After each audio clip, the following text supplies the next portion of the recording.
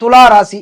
துலா ராசிக்கு பொறுத்தளவுக்கு இதுவரை அர்த்த ஆஷ்டமம், அஷ்டமம்னா 8, அர்த்த ஆசிரமம்னா 4, 4ல் இருந்து கடுமையான தொல்லைகள் கொடுத்துக்கிட்டு இருந்தார். இந்த துளாராசியை பொறுத்தளவுக்கு சின்னத்திரை பெரிய திரை கலைஞர்களுக்கு வாய்ப்பே கிடைக்காம இருந்துச்சு. அதே போல் குரு பகவானும் 6ல் இருந்தார். பொருளாதாரத்துலேயும் தடையும் தாமதம் வந்துட்டு இருந்துச்சு. அதே போல் இந்த கேமராமேன் பின்னிருந்து இயக்கக்கூடியவங்க இவங்களுக்கெல்லாம் வாய்ப்பு இல்லாமல் இருந்துச்சு. அது எல்லாமே இப்போ மாறப்போதா கண்டிப்பாக மாறும். 4ல் இருக்கிறவர் 5க்கு போகிறாரு. அதே போல் குரு பகவான் மாறி வராரு. மாறி வந்துட்டு அவரே பார்க்குறாரு உங்களுடைய ராசியை.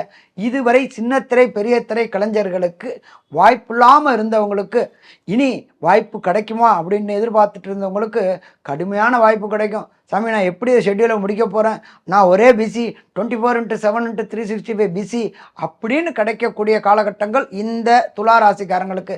இதை தவிர பார்த்தோம்னாக்க துளாராசி அப்படின்றத பொறுத்தளவுக்கு என்ன ஒரு விசேஷம் அப்படின்னாக்க நுண்ணிய அறிவு. அடுத்தது எந்த ஒரு காரியம் எடுத்தாலும் அதை கடைசி வரையிலும் முடிக்கக்கூடிய எண்ணம் உள்ளவங்க. அவங்களுக்கு இந்த சனி பயிற்சி நல்ல பயிற்சியா? நல்ல பயிற்சி. குருவே ராசியை பார்க்குறார்.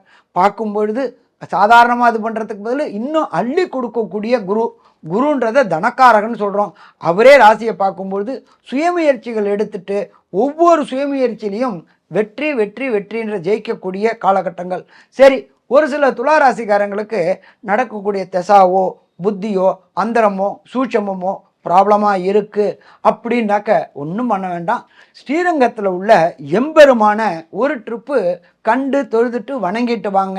வரக்கூடிய பிரச்சனைகளும் வந்த பிரச்சனைகளும் எம்பெருமான் ஸ்ரீ ரங்கநாதர் பெருமாளை சொல்லும் பொழுது எல்லாமே சூரியனை கண்ட பனி போல் விலகிருமா? பனி போல் விலகும். கவலைப்பட வேண்டிய அம்சம் எதுவும் இல்லை.